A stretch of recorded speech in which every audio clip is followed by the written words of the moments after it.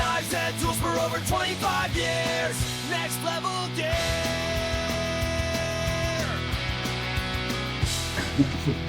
Hello everyone and welcome to another edition of Knives and Tools Love Next Level Gear. Today we're talking to Leon, and I would like to introduce you three-part. You're our sharpening guru, so if you ever visit the Have a Nice Day, you've seen him at our sharpening station. You're our in-house influencer, and you had the best palette of all the Netherlands. Not anymore, but you did. So I just want to give you that compliment straight away to start off.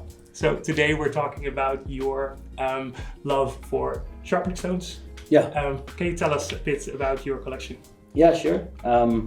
I started working at Knives and Tools about 5 years ago for content marketing for the Sharpening island. That's how I got into sharpening.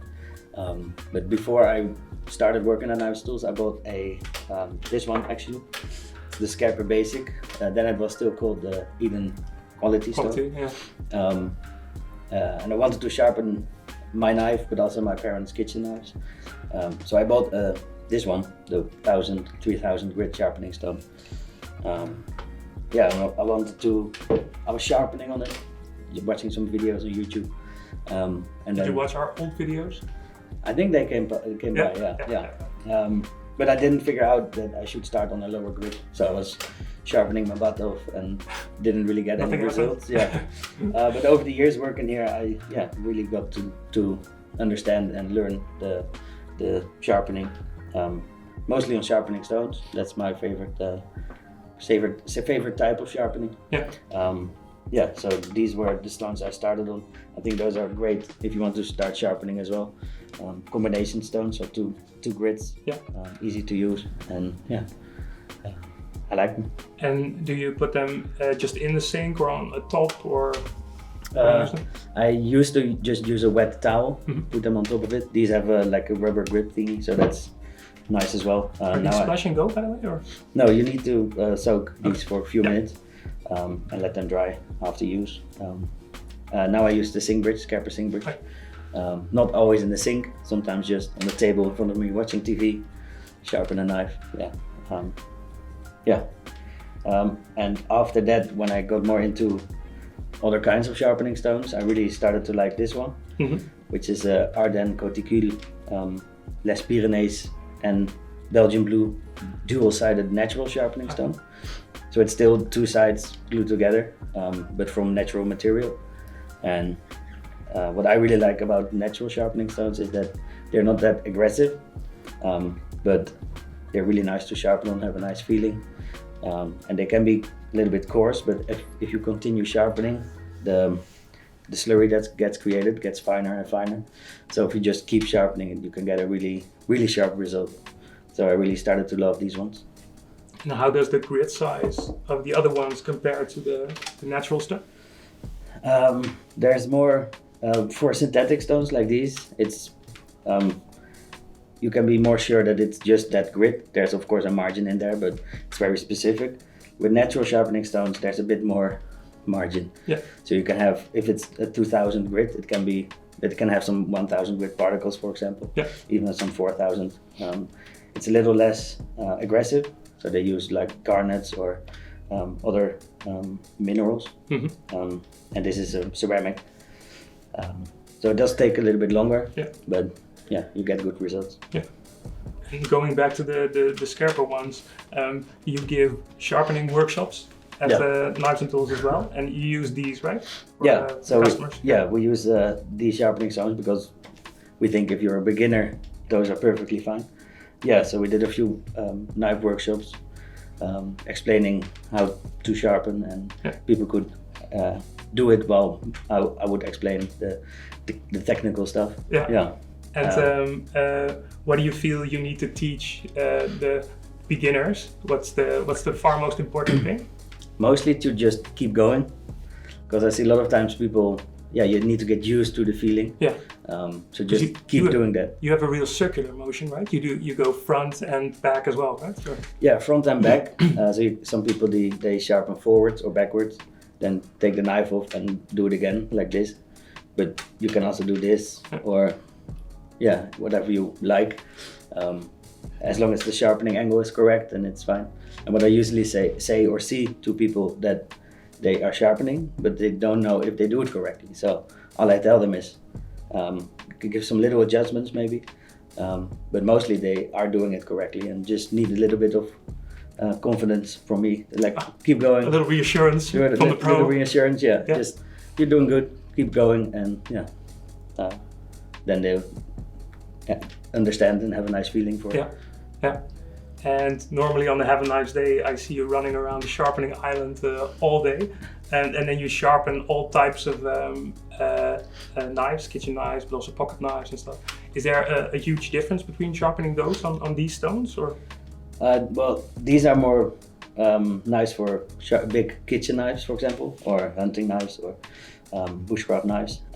There is a little bit of a difference in the way you move your elbow, your arm when sharpening, because pocket knives usually have a little bit more of a belly, a little bit less room as well, so you need to be careful with the handle on the sides of the stone. With a kitchen knife you can make those big moves. But in the actual sharpening angle, of course, kitchen knife is a little bit lower of an angle.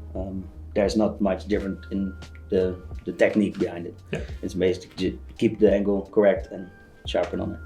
But that's why I like this stone to continue, if I may.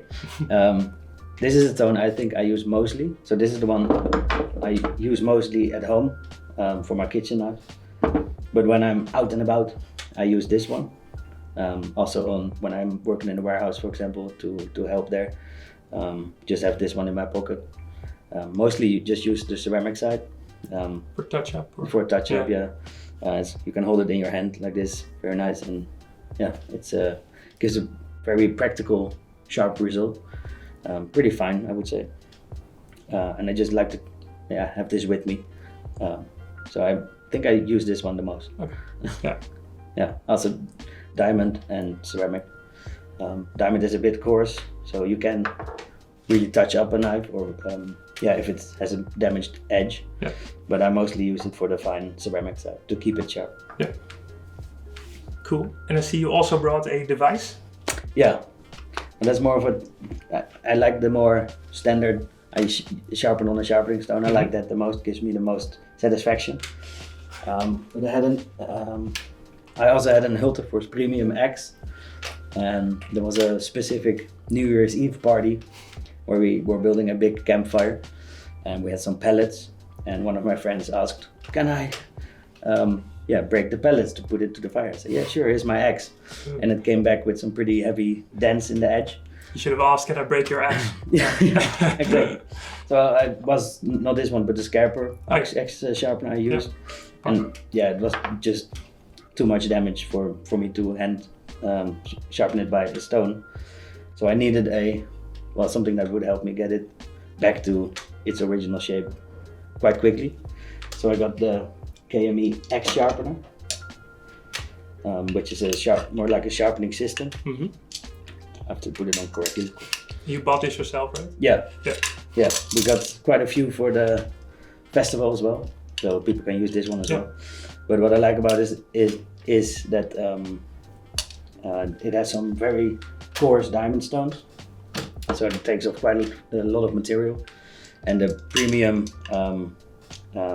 axes, they have a convex edge, so you need something that actually sharpens the convex edge like this. Bends a little bend over rod, and all you do is, I spent I think 2 nights at the TV on the couch doing this, getting the edge back a little bit. But it's easy to use with the sharpening angle here, so you just find the angle, and then I was sharpening like this for a couple of hours, but I got it back in the end. So I really like this one. And have you ever let that friend use your axe again, or? I did actually, I mentioned him that, look what you did, and he's like, I didn't know. But I did let him use it again, and it was fine. Okay, cool. So I just told him that, hey, mind the nails. You should watch your axe tutorial on YouTube. On how to use it. Exactly. And of course I used almost all the sharpening stuff we have on the website.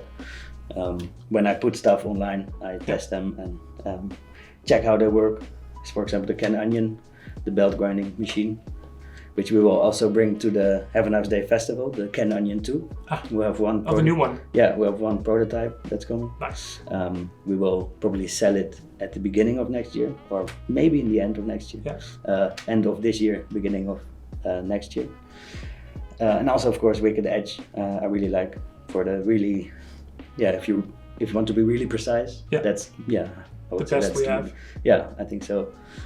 They are coming with a new one as well, made from GRN, or glass fiber reinforced nylon, which is a little bit of a cheaper model for them. So it's we have one prototype as well, and that will be on our website in October somewhere. Yeah. So And they sent excited us for prototype. that. Yeah. Yeah. But yeah, we get one, so you can use them on a festival, but please be careful. Yeah. Don't break it. Yeah. We'll probably use it for our mood pictures as well. So Yeah. keep them clean. And, And the price point will be much lower than a regular. for the Wicked Edge, right? yes, yes. I'm not sure about the Can Onion 2, but it has. I've seen it on in Frankfurt, Right. I think it was, and it has some very good new features. So if it's more expensive, then I think it will still be worth it. Yeah. And the Wicked Edge will be a lot cheaper than the Yeah, I heard normal one. it almost feels like they're trying to respond to a precision adjust from a workshop and bring down the budget and Yeah, well, I think most comments on YouTube you saw that why is it so expensive? Why is it so expensive? But if you see the work they put into it and the design and everything, I would say it is still worth it. But of course, it's still expensive. So they made new diamond stones that last a little bit longer but are cheaper. And just the base and the clamping system is a little bit more standard. Yeah. So it's cheaper. I think about maybe 200 euros or something. Yeah.